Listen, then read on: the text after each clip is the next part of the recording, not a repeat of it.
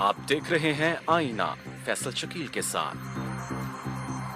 अस्सलाम वालेकुम नाज़रीन। पाकिस्तान की टीम ने चैंपियंस ट्रॉफी लिफ्ट की, ना सिर्फ अपना लोहा मनवाया बल्कि अपने तमाम तर क्रिटिक्स को गलत साबित कर दिया। जो लोग कहते थे कि पाकिस्तान की टीम के अंदर इतनी सकत नहीं है, इतनी जान नहीं है और वो ढेर हो जाएंगे इंडिया के सामने, उनको भी गलत साबित कर दिया। जो लोग कहते थे कि सिलेक्शन बहुत गलत है, टीम के अंदर बैलेंस मौजूद नहीं है, वो भी उनके भी दिल जीत लिए। और जो दिल जीतने वाली जो बात है असल में वो ही असल बात है, क्योंकि लोग जो फैंस थे, एक क्रिटिक्स हैं एक फैंस हैं, फैंस भी जो है मुतनफ़िर हो रहे थे पाकिस्तान टीम से, लेकिन ये इतनी बड़ी फतह के साथ पाकिस्तानी टीम ने उनके दिल भी जीत लिए हैं। हम क्रिकेट के हवाले से, चैंपियंस ट्रॉफी के हवाले से, पाकिस्तानी टीम के हवाले से बात करना चाहते हैं कि क्या अकॉम्प्लिश किया है हमने चैंपियंस ट्रॉफी लिफ्ट करके, बेहतरीन बैटिंग साइड को हरा के। इस हवाले से हम बात करेंगे। लीना अजीज साहिबा क्रिकेट एक्सपर्ट है, हमारे साथ स्टूडियो में मौजूद है। Thank you very much. Leena, क्या आपके what is the highlight of this win? देखिए, हाईलाइट से सबसे बड़ी मेरे लिए तो करेज एंड कैरेक्टर, क्योंकि जिस तरह पहला मैच इंडिया से हारे थे, कैरेक्टर बिल्कुल। देखिए, जिस तरह आपने पहला मैच इंडिया से हारा और उसके बाद जितनी तनकीद हुई, और हम सब ने की, क्योंकि मैं हमेशा एक बात कहती हूँ कि as commentator, analyst, we have to call it as we see it. जिस दिन इंडिया से वो मैच हारा, लोग क्योंकि आपको कहते हैं कि बहुत सख्त, ज्यादा बिटर हो जाते हैं आप लोग। हाँ बिल्कुल, लेकिन देखिए होना पड़ता है। जैसे हमने उस दिन मैच देखा, उस पर हमने कमेंट किया। उसके बाद जिस तरह अगले 3 मैचों में साउथ अफ्रीका, श्रीलंका, इंग्लैंड के खिलाफ पाकिस्तान ने मैच खेले, जिस तरह कम बैक किया, टर्न अराउंड किया, 2-3 सिलेक्शन चेंजेस की जिनसे बहुत फर्क पड़ा। एक तो वहाब रियाज, फर्क पड़ गया उससे। बहुत। लेकिन देखिए, वहाब रियाज से जान छुड़ानी मुझे कहना पड़ेगा कि जरूरी थी, क्योंकि वहाब रियाज के पास सिवाय पेस के कुछ नहीं है। ना वो बॉल को अंदर लाते हैं, जो कि एक खास लेफ्ट आर्म बॉलर का तरीका होता है कि जब तक वो बॉल को राइट हैंडेड बैट्समैन के वापस नहीं लाएगा, टुवर्ड्स हिज स्टंप्स मूव नहीं करेगा, तो और हर सिर्फ बॉल को वो अवे मूव करेगा, तो वो तो उसको पिटाई होगी, क्योंकि जितनी तेज बॉल हो जाएगा, हाँ प्रेडिक्टेबल हो जाएगा। जितनी तेज बॉल आएगी 150 से आएगी, वैसे उसी तरह वापस जाएगी बाउंड्री की तरफ। और 100 रन उन्होंने दिए। उनको चेंज किया, जुनेद खान को लाए, सारी बॉलिंग लाइनअप सेट हो गई जुनेद खान के आने से। I will give him a lot of credit, क्योंकि जो फास्ट बॉलिंग होती है हमेशा पेयर्स में होती है। आपने देखा 2 डब्ल्यूज, Imran Sarfraz, Walsh and Ambrose, Caddick and Gough, ये सारी जो चीजें, 2 डब्ल्यूज एंड एंडरसन ब्रॉड, ये सारी पार्टनरशिप्स में होती हैं। इसी तरह पार्टनरशिप बनी जुनेद की, आमिर की और हसन की, और साथ ही स्पिनर्स ने भी अच्छा काम शुरू कर दिया। शादाब, एक जबरदस्त हमें टैलेंट मिला, तो सारी बॉलिंग लाइनअप सेट हो गई। पाकिस्तान को मैच हमेशा, पांड्या ने थोड़ा सा हमें सरप्राइज किया, उससे कुछ फर्क नहीं पड़ता। वो उस वक्त match was dead and buried, कुछ भी फर्क नहीं पड़ता। 3 ओवर एक्स्ट्रा करा दिए फखर जमान से सरफराज ने, उसको पता था मैच हाथ में। शादाब लेग स्पिनर है, उसने आपको ऑलरेडी 2 बड़ी विकेटें दे दी थी। उसके बाद अगर पांड्या या उनके कोई भी साथी आ जाएं और जो मर्जी कर लें, तो उससे क्या फर्क पड़ा, 100 बना लेता वो। तो वो 180 के जैसे 150 से जीत जाते। तो सारा काम जो था आपके बॉलर्स कर चुके थे, उससे पहले आपकी बैटिंग ने कर दिखाई। Fakhar Zaman top of the order change किया अहमद शहजाद को, हमें एक पावर हिटर जिसकी इतनी शोर मच रहा था, पावर हिटर मिल गया, और एक स्टार्ट 10 ओवरों में आपको 60-65 रन मिलने लगे। Leena, it begs the question कि फिर क्राइटेरिया क्या होना चाहिए? अगर आपका एक खिलाड़ी कंसिस्टेंटली परफॉर्म नहीं कर रहा है, तो उसको आप 12वें खिलाड़ी के तौर पर ले जाएं, उसको अपना मेटल जो है प्रूव करने दें, फिर टीम के अंदर लाएं। क्या क्राइटेरिया होना चाहिए फिर? देखिए, क्राइटेरिया बड़ा सिंपल है। आपकी फर्स्ट क्लास क्रिकेट है, अगर एक आदमी परफॉर्म नहीं कर रहा, जाए अपनी रीजनल टीम की तरफ, अपने डिपार्टमेंट टीम की तरफ से खेले, 4 डे क्रिकेट खेले, वहां पर विकेटें ले, रन्स बनाए, तो वापस आ जाए टीम में, अपनी फिटनेस भी प्रूव करेगा। फिटनेस की प्रॉब्लम है, नेशनल अकेडमी है, उधर जाए। आपके पास बहुत सी जगहें हैं, PSL खेले, और जो परफॉर्म कर रहे हैं वो ऊपर आए। इस टीम की जो खासियत है, हमारा यंग कैप्टन, उसकी street smart thinking. Anytime we will have a Karachi captain, we will get this. Anytime we will have a Lahore based captain, we will not get this. So we have a Karachi-based captain now, Javed my dad और सरफराज, और जब भी बेचारा कराची-based captain होता है उसके खिलाफ revolt और फजूल बातें आपको सुनने को बड़ी मिलती हैं, जैसे आमिर सोहेल साहब ने की। तो खैर ही is a friend of mind, but बात जो है वो है तो आपका कराची-based captain स्ट्रीट स्मार्ट है, थिंकिंग कैप्टन है, उसने कम बैक कराया, टीम के साथ जेल किया, यंगस्टर सेलेक्ट किए, उसके पास करेज थी कि कल उसने वन डाउन शुएब मलिक को हफीज की जगह शुएब मलिक को भेजा, और जहां पर हफीज को भेजा इतनी बेहतरीन यूटिलाइजेशन हुई कि हफीज ने आपको तकरीबन 250 की स्ट्राइक रेट से रन बना के दिए। बहुत अच्छा strike. His captaincy and the slight little changes we made, the 3 changes. Ruman Reis played well. Fahim Ashraf. In Fahim Ashraf we have another hitter. So you know. I'm thinking कि 80%, 85% वही team खेली जो पहले जिसने India का सामना किया, लेकिन उसमें उस टीम के अंदर हमें कॉन्फिडेंस नजर नहीं आया, उस टीम के अंदर हमें फील्डिंग वो नजर नहीं आई, हमें बॉलिंग वो नजर। What changed after losing to India? क्या बदला? क्या टीम तो 80% वही थी, क्या बदल गया फिर? टॉप ऑफ द ऑर्डर आपको ओपनर जबरदस्त मिल गया, जुनेद वापस आया जैसे मैं आपको पहले कहा, और साथ हसन अली की बेहतरीन bowling, man of the tournament रहे। एक टीम में 11 लोग खेलते हैं, 3 चेंजेस हो जाएं और 3 या 4 यंगस्टर्स आके फ्रेश ब्लड इन्फ्यूज कर दें, हम बीमार होते हैं, 1 बॉटल ब्लड लगती है, कितनी बॉटल होती है अंदर, एक से हम सेहतमंद हो जाते हैं ना। इसी तरह क्रिकेट टीम होती है कि 3 बंदों से हम सेहतमंद हो गए, मेंटली भी फिजिकली भी एनर्जी आई। आपने सेलिब्रेशन देखी हसन अली की, कितनी एग्रेसिव थी, उसको कोई डर नहीं था। इंडिया ने क्या मिस्टेक की? इंडिया ने over confidence, arrogance, blatant arrogance. उन्होंने पहले नहीं खेला, कुछ लोग कहते कि बिग मिस्टेक पहले नहीं खेला। मैं तो पहले खेलने की वैसे ही बड़ी फैन हूं कि मुझे ये है कि आप अपने ऊपर चेजिंग प्रेशर ना लें, दूसरे के ऊपर डालें। तो मैं तो जब सरफराज भी सेकंड बैट करते हैं तो मैं कोई पर्सनली इतनी खुश नहीं होती, क्योंकि मैं चाहती हूँ पहले बैट करें, खुले दिमाग से रन बनाएं और अपनी बॉलिंग की स्ट्रेंथ आपकी है उसको इस्तेमाल करें। एक तो ये गलती थी, दूसरा मैं कोहली की बहुत बड़ी फैन हूँ, लेकिन नॉट एज अ कैप्टन। उनको तीनों फॉर्मेट दे दिए, यंगस्टर है वो, अभी अब खुद परफॉर्म करे, तीनों का बोझ डाल दिया। धोनी जैसे मिच्योर कैप्टन थे उनके पहले, और अब इनको दे दिया। मैं तो अगर बीसीसीआई में हूं तो आज ही मैं रोहित शर्मा को कप्तानी दूं, क्योंकि उसने आपको आईपीएल में 3 दफा बंबई को आईपीएल जिताई है, and coming back from strangest of weakest positions, he is one them the IPL. So मेरे ख्याल में Rohit Sharma is a good captain. Kohli ended up जो उनकी अपनी स्ट्रेंथ थी उसको उन्होंने रिलेटिव स्ट्रेंथ में या वीकनेस के अंदर कन्वर्ट कर दिया। बैटिंग सब यही कह रहे थे, बेहतरीन बैटिंग लाइन, उसको पाकिस्तान ने हरा दिया। एब्सोल्युटली, देखिए इतनी एरोगेंस थी, और उनके जो कमेंटेटर्स वहां पे नजर आ रहे थे, शास्त्री एंड कंपनी, और उनका जो मीडिया है वो तो कितनी बढ़ के मारा था ना, जिसको कहते हैं। वो तो उनकी तो बढ़ के छोड़े, मुझे रमीज राजा साहब के कमेंट के ऊपर बहुत अफसोस हुआ। वो कह रहे थे कि आज तो हमें कोई डिवाइन हेल्प चाहिए होगी जीतने के लिए। आपको ये याद, रमीज के बारे में, very dear friend of mine, Rameez के बारे में एक बात हमें याद करनी पड़ेगी और याद रखना पड़ेगा कि वो थोड़ा सा कॉमेडी जरूर लाते हैं और थोड़ा सा ये एलिमेंट ऑफ इस तरह लगता है, लेकिन बहुत पैट्रियोटिक पाकिस्तानी है। पाकिस्तान की जब हार होती है तो जिस तरह रमीज का मुंह लटकता है, मैंने नहीं देखा किसी का लटकता हुआ। वैसे तो डिवाइन हेल्प नजर आ रही थी आपको? विकेटों के अंदर गेंद जाके लगता है और बेल्स ऑफ नहीं, और गलत नहीं कह रहे थे, डिवाइन हेल्प मिली हमें। वो 22 रमजान वाली बात इतनी कोई गलत नहीं, although I don't believe in these things, लेकिन देखें डिवाइन हेल्प भी हमें मिली। और ये जो सारे फैक्टर्स हमने डिस्कस की, बेहतरीन कप्तानी, करेजियस कप्तानी, courage to come back, character, youngsters ने ब्लड इन्फ्लुएंस किया, उनकी जो सेलिब्रेशन थी, एग्रेशन था, सब चीजों से मिलके एक जो प्रोडक्ट निकला वो ये निकला कि हमने चैंपियंस ट्रॉफी जीती। और what do you say about Fakhar playing in front of the world? 2 billion लोग तो कम से कम ये मैच देख रहे थे, उनके सामने परफॉर्म करना, पहली दफा आके इतने बड़े मैच के अंदर, what do you say of his character? What do you say of his potential?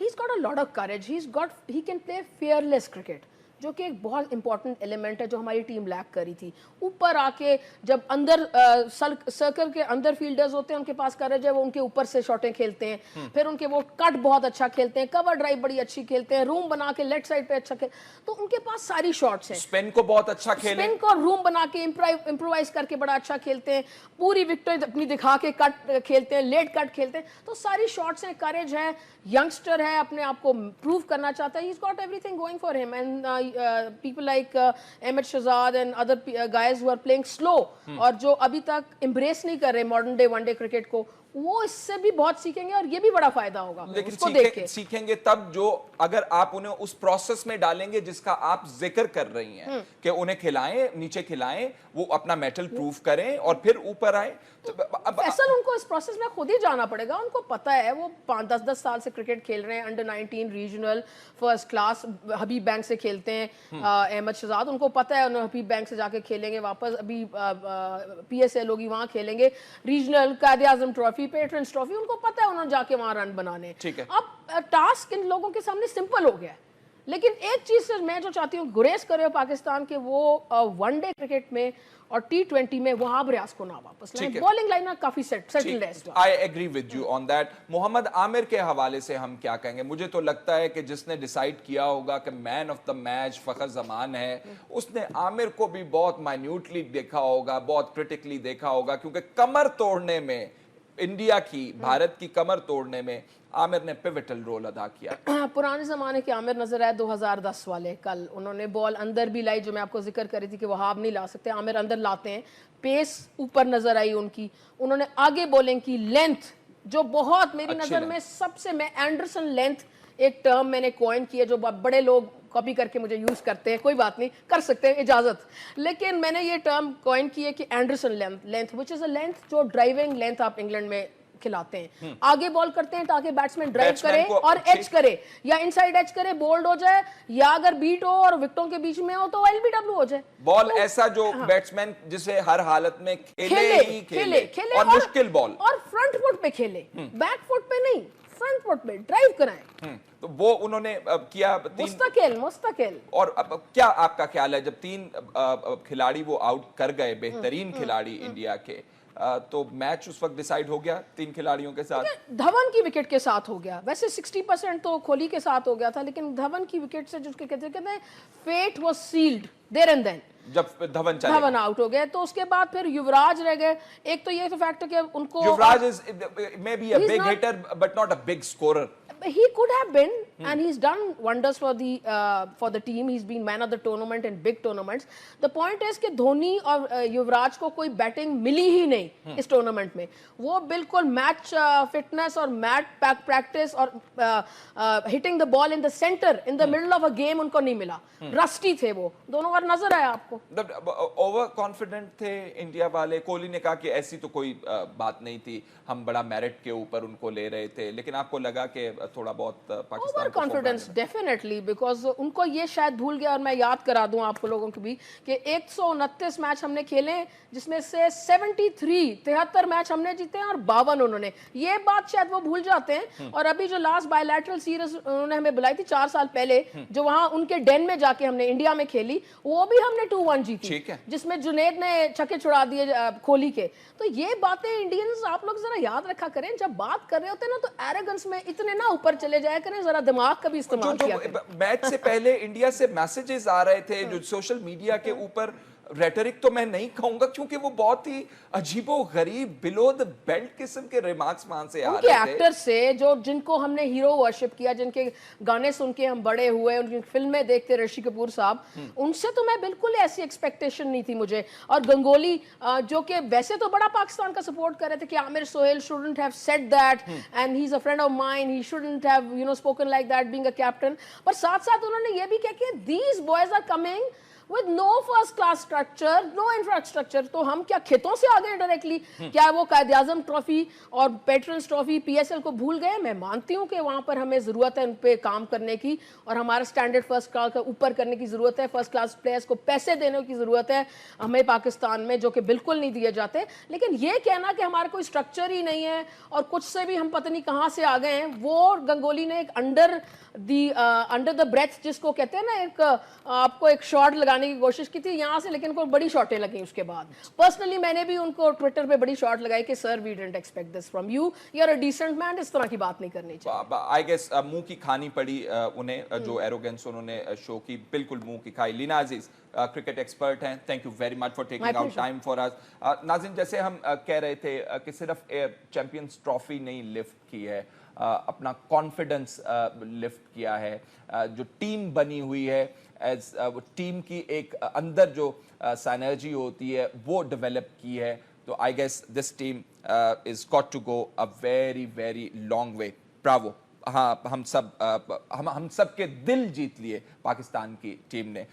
इस सेगमेंट में यही कुछ नाज़रीन। अगले सेगमेंट में हम बात करना चाहते हैं JIT के रियासती इदारों से लेकर सियासी अदाकारों तक के मामलात जो है सुप्रीम कोर्ट को देखने पड़ रहे हैं। अनड्यू प्रेशर के हवाले से बात की जा रही है और सुप्रीम कोर्ट ने तो आज ये भी कह दिया कि मीडिया और हुकूमती नुमाइंदे जो हैं मुनज़्ज़म मुहिम चला रहे हैं। कोई अच्छे रिमार्क्स नहीं है। अगर मीडिया के अंदर मुहिम चलाई जा रही है तो ये प्रोफेशनल काम नहीं है, बहुत अनप्रोफेशनल है। लोगों को मेरा ख्याल है गिरेबान झांकने की ज़रूरत है अगर ऐसा काम किया जा रहा है।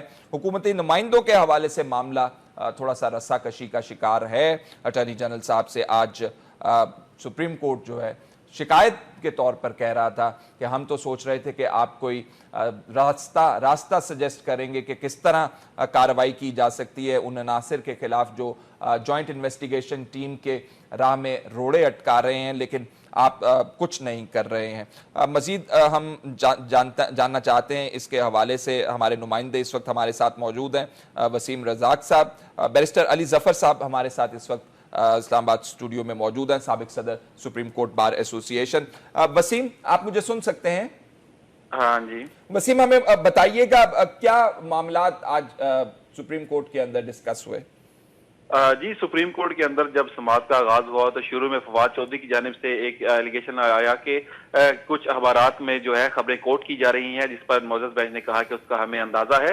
उसके बाद IB का इशू सबसे पहले सामने आया, जिसमें कहा गया, जस्टिस अजमत सईद ने इस्तफसार किया कि डायरेक्टर जनरल IB ने अपने जवाब में इतराफ किया है कि उन्होंने नादरा से रिकॉर्ड हासिल किया। सवाल यह है कि IB का हासिलशुदा रिकॉर्ड हुसैनाबाद के पास कैसे पहुंचा? मामले की तहकीकात होनी चाहिए, जिस पर अटॉर्नी जनरल का कहना था कि FIA मामले की तहकीकात कर सकती है। जस्टिस एजाजुल अहसन ने इस पर कहा कि क्या यह तहकीकात शकूक व शुबहात से बालातर होंगी। जस्टिस एजाज अफसल ने कहा कि चेयरमैन SCCP पर संगीन इल्जामात लगे हैं। अटॉर्नी जनरल साहब, हमने समझा था आप इस पर कार्रवाई करेंगे और हम आपकी राय को अहमियत देते हैं। मीडिया पर मुनज़्ज़म मुहिम चल रही है, लेकिन हम किसी से डरते नहीं। हमने फैसला आइन और कानून के मुताबिक करना है। SCCP का इशू इसके बाद सामने आया, जिस पर मोअज़्ज़ज़ बेंच की जानिब से ये कहा गया कि SCCP पर इल्जाम है कि उन्होंने रिकॉर्ड जो है टेम्पर किया है, रिकॉर्ड में तब्दीली की है। उनसे जो रिकॉर्ड मांगा गया तो उन्होंने रिकॉर्ड फराहम नहीं किया। और जिस पर अदालत ने अपने जो शॉर्ट ऑर्डर था आज के दिन का, उसमें ये कहा डायरेक्टर जनरल FIA को चेयरमैन SCCP के खिलाफ कार्रवाई करने और अमल दरामद रिपोर्ट सुप्रीम कोर्ट में पेश करने की हदायत की है। जस्टिस शेख अजमत ने कहा कि मुल्क में व्हाइट कॉलर क्राइम, दहशतगर्दी और जराइम खत्म हो चुके हैं। मुल्क की सबसे बड़ी सिविलियन एजेंसी JIT और सुप्रीम कोर्ट के जजेस के कवायद इकट्ठे कर रही है। क्या IB की नजकारी कर दी गई है जो प्राइवेट लोगों के खिदमात हासिल कर रही है? जस्टिस अजमत का यह भी कहना था कि डायरेक्टर जनरल IB की मुद्दत मुलाजमत में तोसी जाती काम के लिए की गई है। अदालत अटॉर्नी जनरल को IB के जवाब में अदालती मामलत की हदायत की है और अदालत ने JIT के सरबराह को आज वार्निंग देते हुए कहा है कि वो इधर उधर के मामलात में पड़ने की बजाय अपने काम पर ध्यान दें और मुकर्ररा मुद्दत के अंदर रिपोर्ट तैयार करके अदालत में जमा करवाएं। और इसके बाद अदालत की जो कार्रवाई है कल दिन 1 बजे तक मुलतवी की गई है। बहुत बहुत शुक्रिया वसीम रजाक, नुमाइंदा वक्त TV। बैरिस्टर अली जफर साहब, ये IB के हवाले से सीरियस बात की। उन्होंने कहा कि IB को शायद और कोई काम नहीं है, जजेस के मॉनिटरिंग हो रही है, JIT की मॉनिटरिंग हो रही है। किस कानून के तहत मॉनिटरिंग हो सकती है और हुकूक क्या है इवन एज ए सिटीजन कि आपकी प्राइवेसी जो है मेंटेन रहे, और इस केस के अंदर खास तौर पे क्या है? बिल्कुल, मैं तो कहता हूँ एक आम शहरी को भी इस तरह सर्वेलेंस नहीं कर सकते, लेट अलोन जजेस या JIT जो कि एक तश्कील दी गई है सुप्रीम कोर्ट ने अपनी ही एक ब्रांच के तौर पे। तो ये इसका कोई कानून नहीं है। हाँ, अगर कोई टेररिस्ट एक्टिविटी हो, कोई नेशनल सिक्योरिटी का इशू हो, तो फिर आप एक गवर्नमेंट लेवल पे ज़रूर सर्वेलेंसेज होती हैं और होनी भी चाहिए। उसका भी कोई प्रोसीजर ले डाउन किया होगा कानून के अंदर? उसका एक अपना एक, बिकॉज ये एक दूसरे रेल में आ जाता है टेररिज्म के, तो वहाँ आपकी थोड़ी सी ये ह्यूमन राइट वायलेशंस और इसका आप ख्याल नहीं करते हो। आप कहते हैं हाँ सर्वेलेंस हो जाए, लेकिन इस सर्वेलेंस को आप इस किस्म के केसों में इस्तेमाल नहीं कर सकते।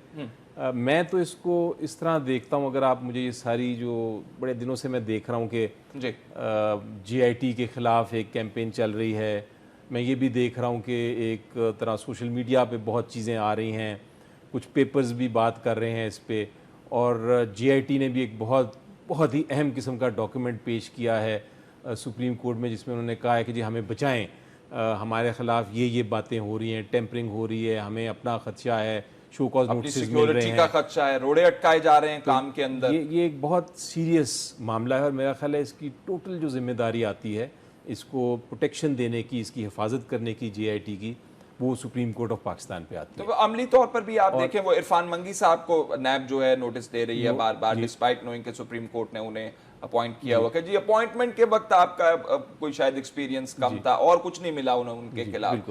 तो ये तमाम आप कह रहे हैं मामला जो है रोड़े अटकाने के मुतरादिफ हैं। लेकिन सवाल अली साहब पैदा ये होता है कि अगर जिस तरह अजमत सईद शेख साहब कह रहे थे, अगर जजेस की मॉनिटरिंग हो रही है, who is going to investigate this? कौन इसको सामने लेकर आएगा? ये तो ऑनगोइंग मामला चलता रहेगा। आज जो ऑब्जर्वेशंस आई हैं, जो आपके रिपोर्टर ने भी बताई हैं, कुछ मैंने और भी सुनी जी, तो उससे मुझे अंदाज़ा ये हो रहा है कि सुप्रीम कोर्ट भी परेशान है।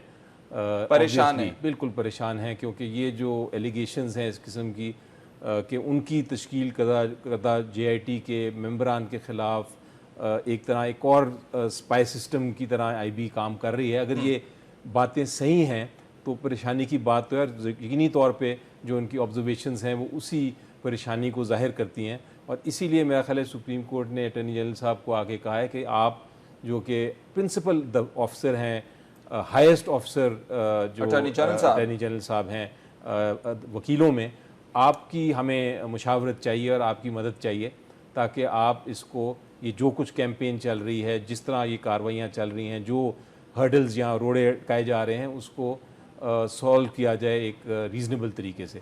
आफ्ताब सुल्तान साहब की एक्सटेंशन वजीर आजम साहब ने खुद दी होगी, जो आईबी के सरबराह हैं इस वक्त, उसकी तरफ भी इशारा किया जजेस साहिबान ने, तो खास रगबत है आफ्ताब सुल्तान साहब से कि उनको एक्सटेंशन दी गई है, और हमें ये भी पड़ा रिसोर्सेज भी बड़े अच्छे ज़बरदस्त आईबी के किए गए हैं। बिल्कुल। और लेकिन मैं जो सोचता हूँ, मेरी जो थॉट प्रोसेस है, मेरे ख्याल सुप्रीम कोर्ट की भी कुछ ऑब्जर्वेशन से यही लगता है, वो ये है कि जब आपका एक मेन मकसद हो, हमारा मेन मकसद क्या है इस वक्त, मेन मकसद ये है कि जीआईटी काम करे और काम करके आपको ये एक रिपोर्ट जो है 60 दिन के अंदर नहीं तो 80 दिन के अंदर सुप्रीम कोर्ट में जमा करा दे, ये मकसद है। अब ये जो बाकी चीज़ें हो रही हैं, इसको मैं कहता हूँ साइड बैटल्स। तो ये साइड बैटल्स में अगर हम पड़ गए तो जो मेन जीआईटी का मकसद है वो किसी तरह ज़ाया ना हो जाए। अली साहब पढ़ तो गए, वैसे जी पढ़ तो गए, लेकिन सुप्रीम कोर्ट की बड़ी कोशिश है, मुझे लगता है कि वो नहीं चाहती कि अब 10 और शाखें इस बैटल की चली जाएं, इसलिए बार बार ऑब्जर्व कर रहे हैं कि हम सुन रहे हैं, हम देख रहे हैं, हम इसका किसी ना किसी जो मौका आएगा जब हम इसका कोई एक्शन लेंगे। लेकिन एकदम अगर 10 चीज़ें खुल गई तो ये जो जीआईटी का मुझे खदशा है कि जो मेन मकसद है, जो मेन उनका काम है इन्वेस्टिगेशन करना, उसमें मुश्किलात ज़्यादा ना आ जाए। ठीक, अगर जैसे एक मिसाल हमारे पास मौजूद है जिसमें कहा गया, ख्वाजा हारिस साहब की तरफ से जो हुसैन साहब नवाज साहब को रिप्रेजेंट कर रहे थे, उन्होंने कहा कि जी आप वीडियो रिकॉर्डिंग नहीं कर सकते जी। वो एक चीज थी। अगर अब ये दूसरी तरफ मामलात शुरू हो गए, जैसे अटॉर्नी जनरल साहब से कहा जा रहा था कि क्या कार्रवाई है, कार्रवाई बताएं, वो खुल गई आहिस्ता आहिस्ता। वो शाखें जिनकी आप बात कर रहे हैं, वो सुप्रीम कोर्ट को उसके अंदर जाना पड़ रहा है, शायद हो सकता है ना जाना चाहते हो, लेकिन उसकी तरफ जाना पड़ता। तो आपके ख्याल में डाइल्यूट करेगा ये? एब्सोल्युटली, ये तो एक बड़ी लीगल स्ट्रेटजी होती है। जब आप केस को 10 शाखें निकाल दें तो मेन केस जो है ये कौन सी लीगल स्ट्रेटजी है कि आप सुप्रीम कोर्ट को उलझा दें, फंसा दें जानबूझ के? जब आप चाहते हैं, आप जो आपका एम हो कि मेन मकसद ना उसको हटाना है मेन मकसद से जीआईटी को, तो फिर ये इस किस्म की चीजें आप करते हैं। और मुझे ये खदशा कि ये ना हो जाए कि हम 10 छोटे छोटे केस, कोई कंटेम्प्ट का, कोई एससीसीपी का, कोई आईबी का, कोई किसी शख्स के शो कॉज नोटिस का, वो 10 केस शुरू हो जाएं और उसकी समातें शुरू हो जाएं और वो एक जो मेन जीआईटी है वो अपने जो ट्रैक से उतर जाए। जब मीडिया का अली साहब जिक्र किया आज जज साहिबान ने, और कह रहे हैं कि वो भी इस मुहिम के अंदर शामिल हैं, तो क्या कोई हयूद कयूद मीडिया के लिए भी होनी चाहिए कि जिसके अंदर उन्हें काम करना चाहिए? क्या कहते हैं आप इस हवाले से? देखिए, मीडिया का मेरे मुताबिक जो बेसिक रोल है ना इस सारे मामले में, वो है रिपोर्टिंग। आप सवाल पूछें, आपके हर किस्म का व्यू आएगा आपके पास, उसमें बिल्कुल जायज़ है, उसमें कोई मुझे कोई गुंजाइश नहीं नजर आती कि कोई क्रिटिसाइज करे आपके उस रोल को।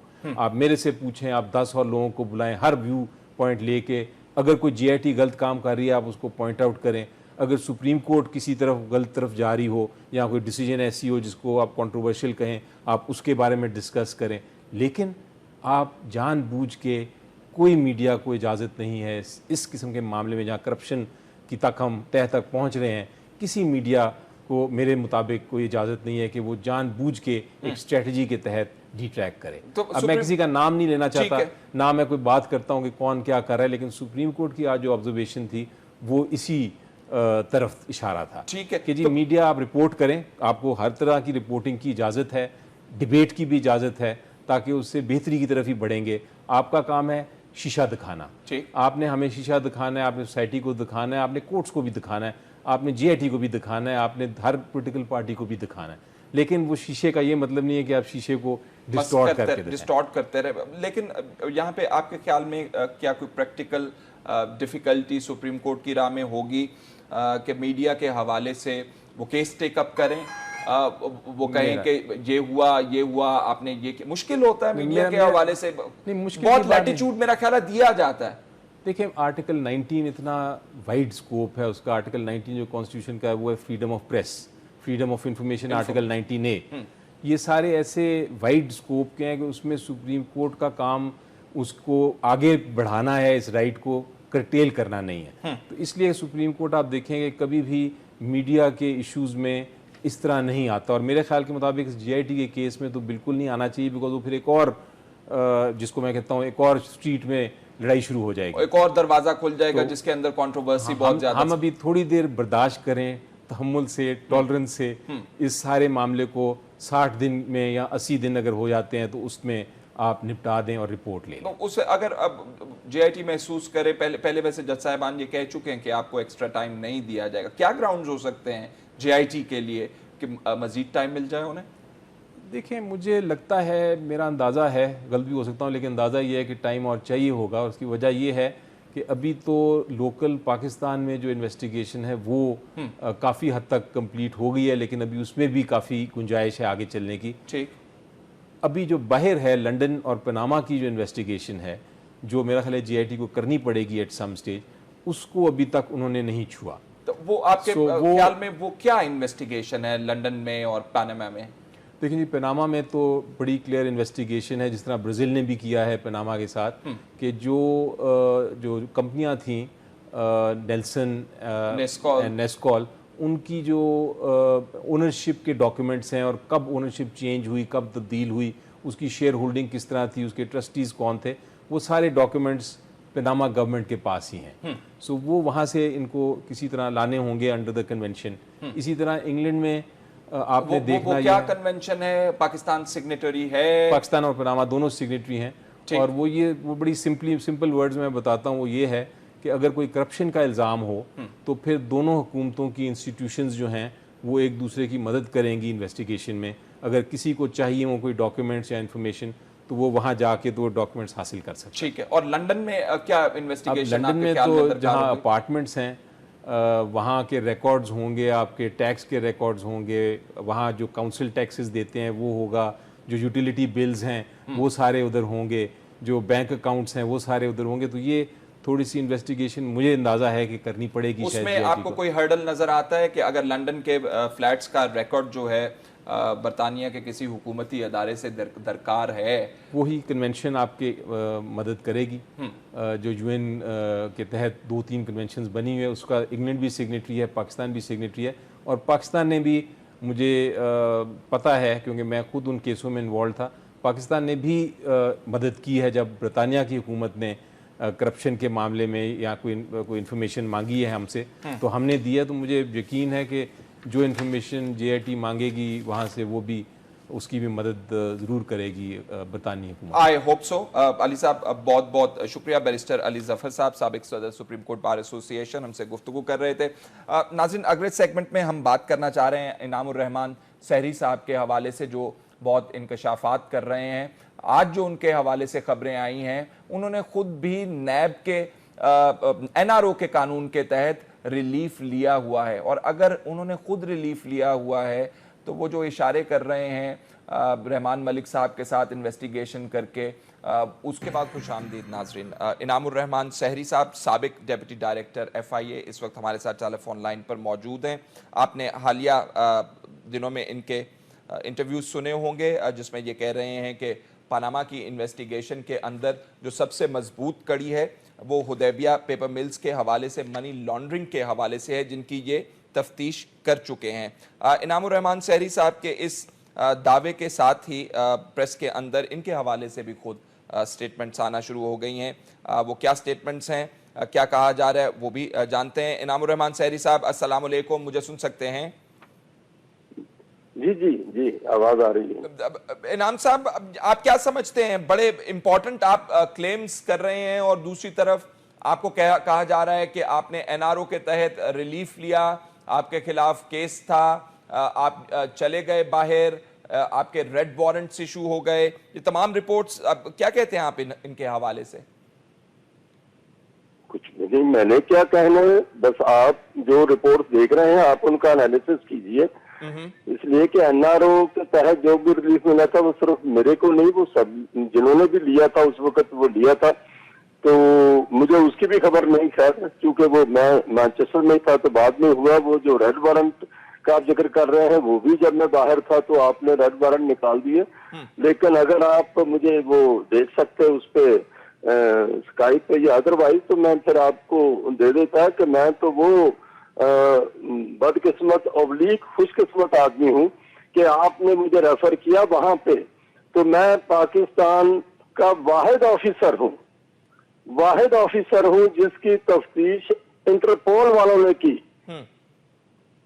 और इंटरपोल वालों ने मुझे जो है ना वो 9 महीने की तफ्तीश, जो तमाम चार्जेस जो उन्होंने लगाए थे वो मैंने अपने वो तमाम चार्जेस उनको भेज दिए कि जी आपने मुझे रेड वारंट किया है, मैं तो पिछले 7-8 साल से मैनचेस्टर में हूँ, तो ये आप देख लीजिए, ये चार्जेस हैं।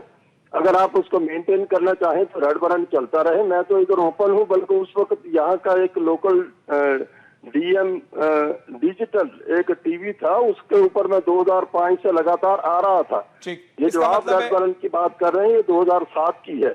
तो मुझे यहाँ की ब्रिटिश, एक मिनट मुझे दीजिए, यहाँ की ब्रिटिश पुलिस भी मुझे जानती थी, यहाँ के लोग भी मुझे जानते थे, यहाँ के सफारत खाने, आपके पाकिस्तानी सफारत खाने भी जानते थे, मिलते थे रोज, मेरे प्रोग्रामों में शरीक होते थे। आप ही की तरह मैं भी यहाँ प्रोग्राम किया करता था। 2012-2013 तक मैंने वो किए हैं।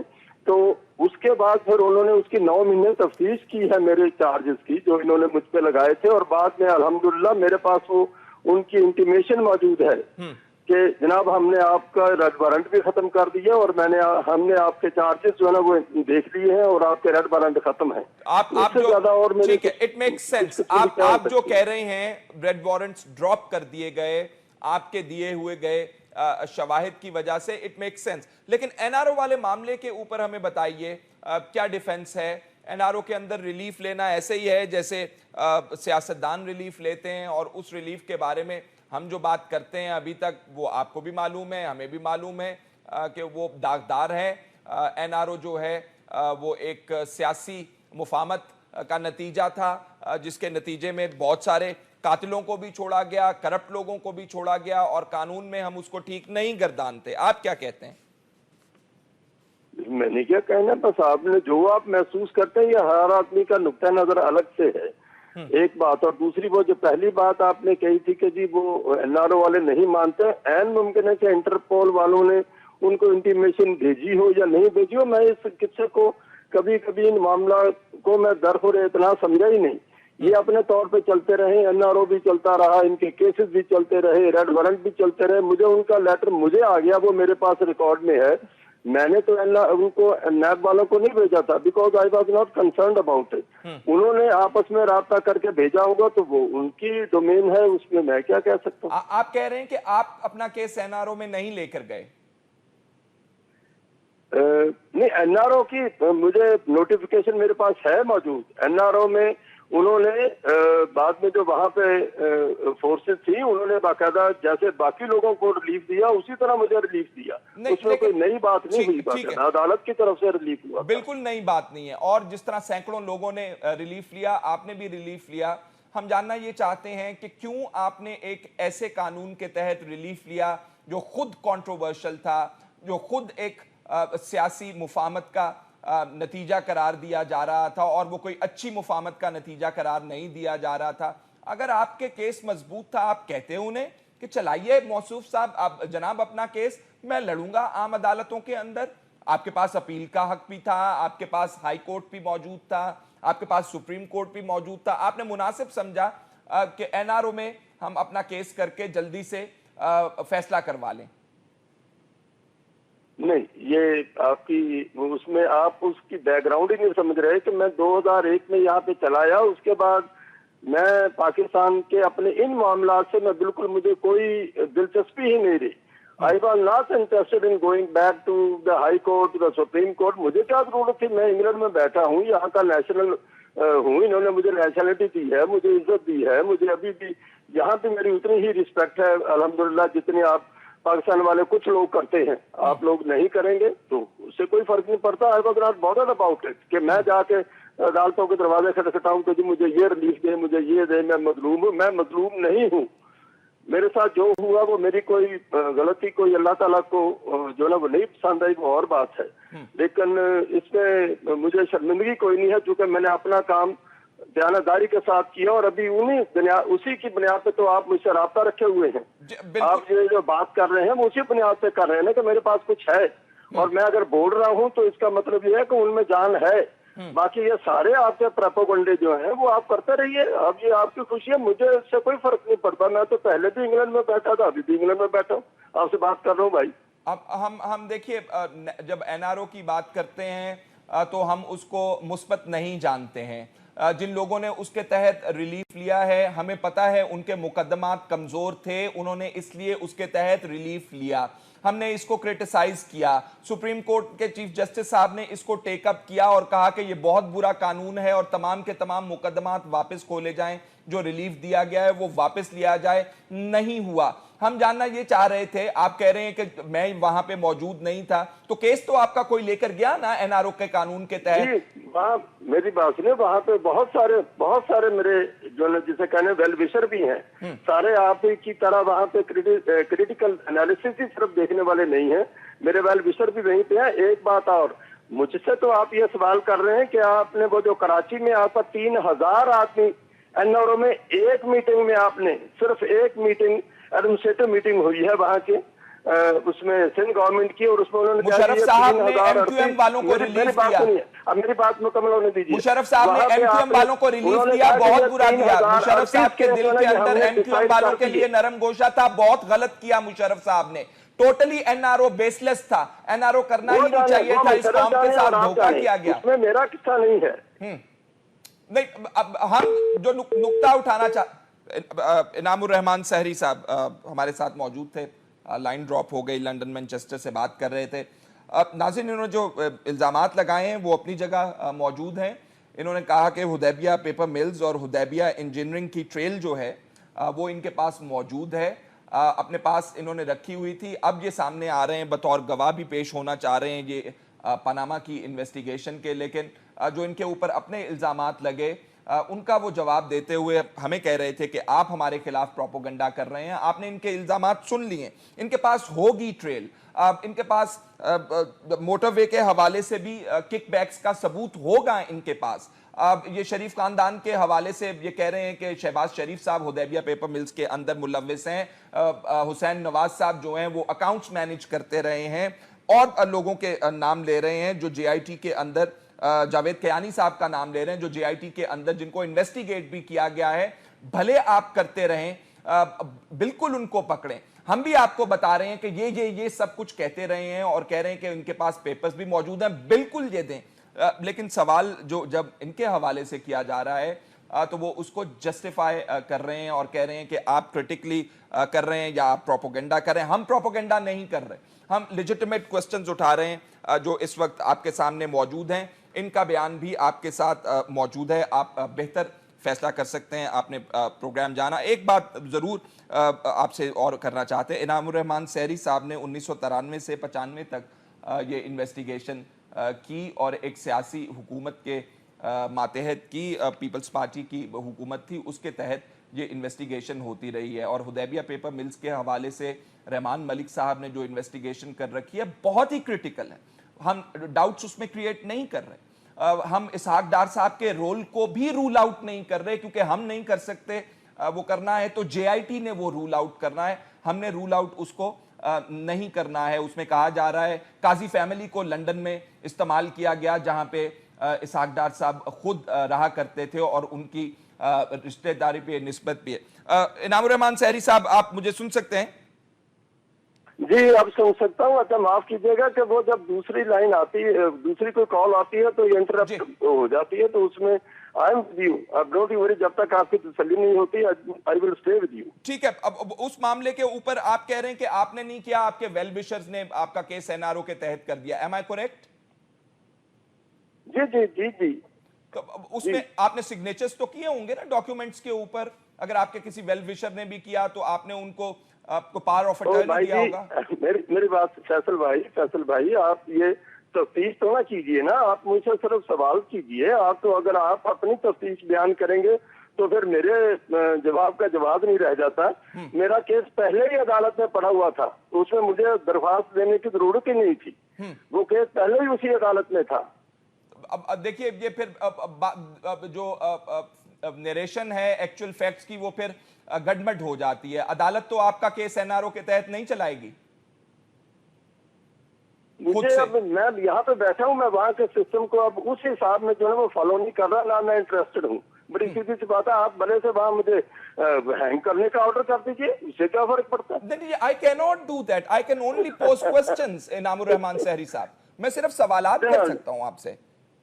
और मैं इसलिए कह रहा हूँ ना कि आप सवाल करिए, मैं जो मेरे पास नॉलेज होगा वो मैं भाई आपके सामने पेश कर दूंगा। लेकिन अगर आप उसकी तफ्तीश करना चाहते हो तो फिर मुझे तफ्तीश में बुलवाइए। मैं तफ्तीश नहीं कर, I just want to know कि आपने पावर ऑफ अटर्नी दिया NRO के तहत केस चलवाने के लिए? आपने पावर ऑफ अटर्नी दिया, सिग्नेचर्स किए? मुझे इतना अब याद भी नहीं है, और मुझे नहीं पता कि मैंने यहाँ से कोई डॉक्यूमेंट साइन करके भेजा होगा। मेरा केस पहले ही नैब की अदालत में वहाँ पे था, जो कि नैब वालों ने भेजा हुआ था।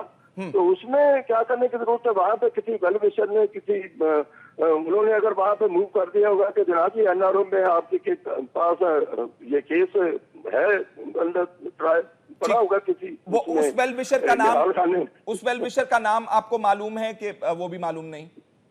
नहीं, हो भी तो मैं नहीं देना चाहता ना, मैं क्यों अपने लोगों को खाम का जो है ना वो आपके सामने पेश करूं। अच्छा, यानी कि आप नाम उनका डिस्क्लोज नहीं कर सकते, आपको पता जरूर है उनके नाम का? नहीं, ये मैं इसकी भी कमिटमेंट नहीं करता, शायद मुझे पता ही ना हो। अच्छा, आपको पता भी ना हो और आपका केस जो है आपके वेल विशर ने कर दिया हो। अच्छा चलें, ये बहुत इंटरेस्टिंग बात। आप अगली बात करिए, ये किस्सा खत्म हो गया, इसको खत्म समझिए, अगली बात करिए। ये वैसे हमारी नजर के अंदर आपने इसका कोई क्लियर हमें जवाब नहीं दिया। बहरहाल आप कहते हैं तो हम इसको क्लोज करते हैं, आगे चलते हैं। हमें ये बताइए, हुदैबिया पेपर मिल्स के अंदर आपके पास क्या शवाहिद मौजूद हैं? जो यहाँ पे अकाउंट्स खोले गए काजीज के नाम के अंदर, आपके पास उनकी कोई स्टेटमेंट मौजूद है? इसहाक डार साहब के हवाले से शहबाज शरीफ साहब का नाम ले रहे हैं आप, क्या कहते हैं आप? चले, वो तो आपने देख लिया, वो सारे वहाँ के मीडिया पे चल रहे हैं, वहाँ से डाउनलोड कर लीजिए। मीडिया में भी है और मेरे उसमें भी है और मेरे पास भी है। ये बिल्कुल सही है जो मैंने कहा है, मैं उसका पास करता हूँ। आने वाले दिनों के अंदर हम चाहेंगे कि आप वो इन्वेस्टिगेशन हमारे साथ शेयर करें। अब इन्वेस्टिगेशन की तो स्टेज शकील भाई गुजर गई ना। अब तो मेरे पास वो जो 2-4 कागज हैं, बस उन्हीं के बुनियाद पे बात हो रही है। तफ्तीश का तो अब जमाना उनका नहीं है, वो तो 23 साल पुराने केस है। आप हमें फैक्स कर दीजिए, हम चाहेंगे कि हम अपने नाजरीन के साथ वो शेयर कर लें। चलिए, मैं देखता हूँ, अगर मैं कर सका तो मैं डेफिनेटली। ठीक है, जबरदस्त है। आपने ये पीपल्स पार्टी के दौर के अंदर इन्वेस्टिगेशन हुई हुदैबिया पेपर मिल्स वाली? ये तो आपको भी तारीख जाननी चाहिए ना शकील भाई, क्या कर रहे हैं आप जी? आपको पता होना चाहिए कि जो उस कौन सा वो दौर था और किसका दौर था और वो क्यों तफ्तीशें हुई। इतनी बैकग्राउंड तो भाई ऐसे तो ना समझिए ना, ऐसे तो ना। तो आप कौन से हिस्से के बारे में बात कर रहे हैं फिर? अगर आप ना बैकग्राउंड बताएं। उस हिस्से में बात देखिए, अगर आपके पास बैकग्राउंड नॉलेज नहीं है शकील भाई, तो फिर आप इसको छोड़ दीजिए, इस किस्से को। आपको पता होना चाहिए कि वो बीबी बेनजीर की हुकूमत थी और वो उनका दूसरा दौर था बीबी का भी, और ये इनके पहले दौर के बारे में इनका एहतसाब हुआ था। इतनी तो तारीख से आप मुतालिया करिए ना।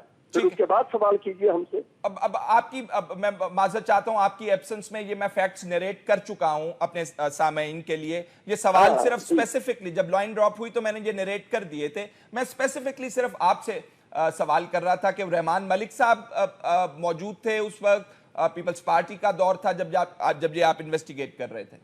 जी, यू आर राइट। ये उस वक्त हमारी टीम के लीडर थे, बहुत से हमारे।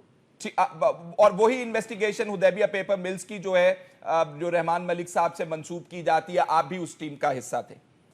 जी, वो सारी ये हमारी टीम थी, कोई एक आदमी नहीं था, वो हमारे लीडर थे, मैं भी था और भी बहुत सारे लोग थे, असिस्टेंट डायरेक्टर्स भी थे, इंस्पेक्टर्स भी थे उसमें। आप कब पाकिस्तान कब तशरीफ ला रहे हैं?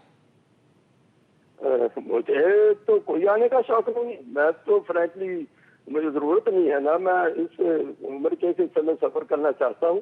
तो बाकी अगर तो कौम के लिए मीडिया के जरिए आपने काफी मुकम्मल होने दीजिए शकील भाई, आदाब होते हैं, आप इंटरव्यू कर रहे हैं, आपने अपनी बात कर ली, मुझे भी एक सेकंड का जो है वो मुझे फिक्रा बिल्कुल बिल्कुल कीजिए। मैं गुजारिश ये कर रहा हूँ कि उम्र के इस हिस्से में मुझे कोई शौक नहीं है वहां पे आने का, लेकिन अगर करप्शन फ्री पाकिस्तान के लिए जहां भी मुझे बुलाएंगे मैं हाजिर हो जाऊंगा। और बोलिए।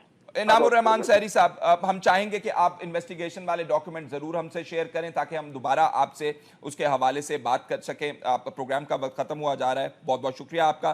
साबिक deputy director FIA Inamur Rahman सहरी साहब हमारे साथ मौजूद थे। नाज़रीन, गुफ्तगू आपने खुद सुनी, कंक्लूड भी, तज्जिया भी आप खुद कर लेंगे बेहतर तरीके से। फैसल शकील को इजाजत दीजिए, अल्लाह हाफिज।